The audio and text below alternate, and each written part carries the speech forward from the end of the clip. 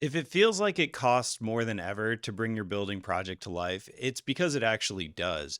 Right now, we're in a situation where, historically speaking, we have very high material and very high labor costs. And I'm going to go over what that means today. The cost of everything right now is simply very high. And if we look at inflation over the last 20 years, different things have higher rates of inflation. Hospital services, college tuition, unfortunately, and other things are very high, 200% compared to the year 2000, which is pretty staggering. But certain things like cell phones and televisions are actually lower rates of inflation. They're actually cheaper than they were, relatively speaking, 20 years ago. And even where we are right now, and where we've been the last few years, our rate of inflation is still comparably very low compared to, say, the 1980s, or other periods where we had actually deflation in the 1920s, for instance. And so when we look at the combined price index, and this means that what is the total cost of construction, generally speaking? That's what that ENR number is, or the RS means. These are different indexes, ways of measuring the cost of construction. So if we look at the combined price index and we compare GDP, which is that dotted line, to the cost of construction from a few different sources, ENR, RS means, these are places that actually track this. We can see that the cost of construction has risen very quickly relative to CPI. It's actually ahead of it. And when you look at building costs versus inflation since January of 2020 in this chart, I've circled basically Q2 of 2021. So we're talking about 3 years ago as I'm filming this. And look at what has happened, where we go from a Q2 of 2021, where we're at a rate of non-residential building construction costs that's, maybe even less than inflation. All of a sudden, by the end of 2021, we're way ahead of inflation. And then by the time you get to 2022, that's where that blue vertical line is way ahead of inflation. And starting around Q4 of 2022, we can see that it flattens out, but it still is at a super high rate. It's at 27.5%, where inflation was about 10 percentage points less, over 10 percentage points less.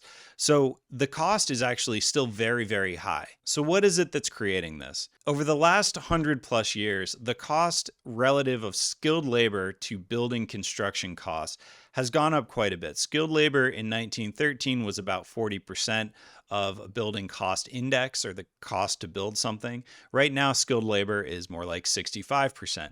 So skilled labor is accounting for a larger percentage of construction over the last 100 plus years. And we can see that when we look at construction wages relative to construction cost, or the CPI, the Consumer Price Index. What we can see is that it's actually the line is steeper relative to CPI. It's actually, the wages are going up faster, or at least as fast as the total cost of construction. So are they dragging it up? That's part of the story. The other part of it is material costs. You need labor and materials to build anything.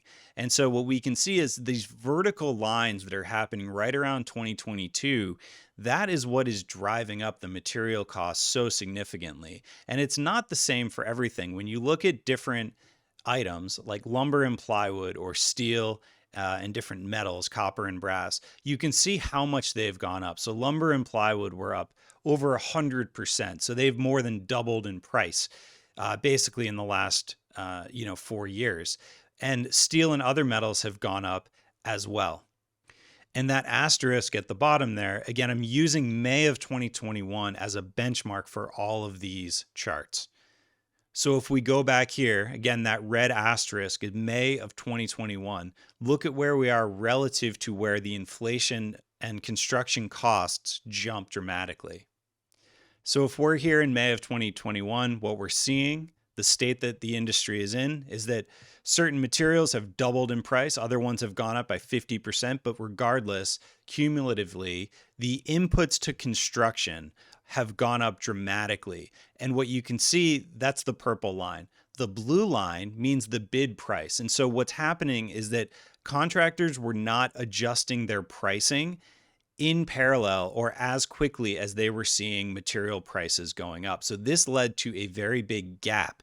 And that gap is what they were catching up for. So when we look at both the price, meaning the green line, and the labor cost together, you can see that both of them are going up. So labor cost is going up in a much more predictable fashion, but the price index of materials is going up dramatically faster. And again, remember that this red asterisk, what we're seeing is that that red asterisk is right before bid prices jumped because they're just realizing, oh man, these material prices actually aren't coming down. We need to adjust our construction costs up.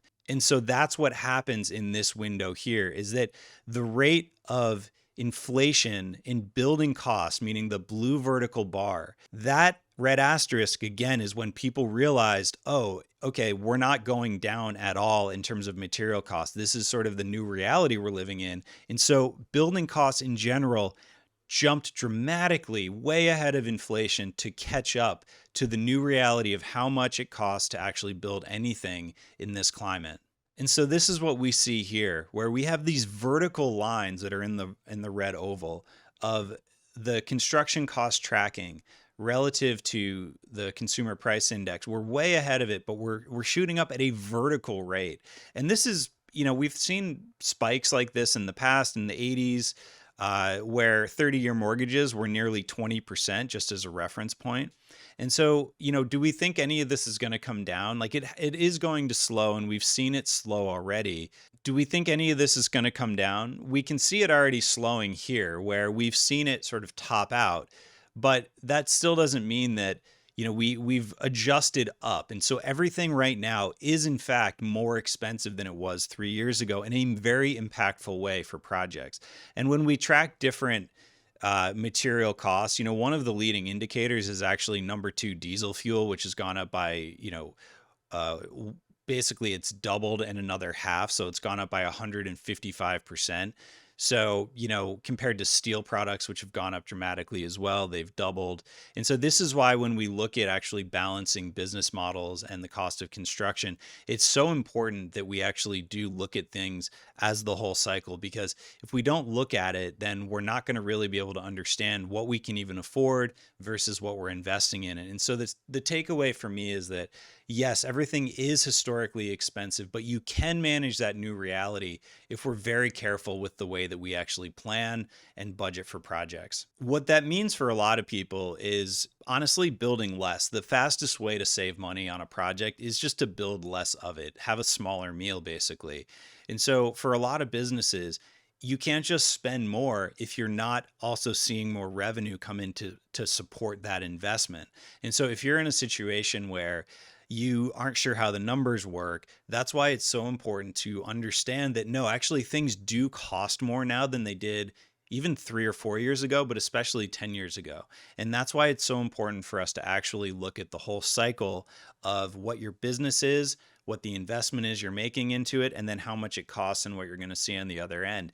Because without doing that homework and working through it, you might be over investing and it might be really hard to get out from behind that.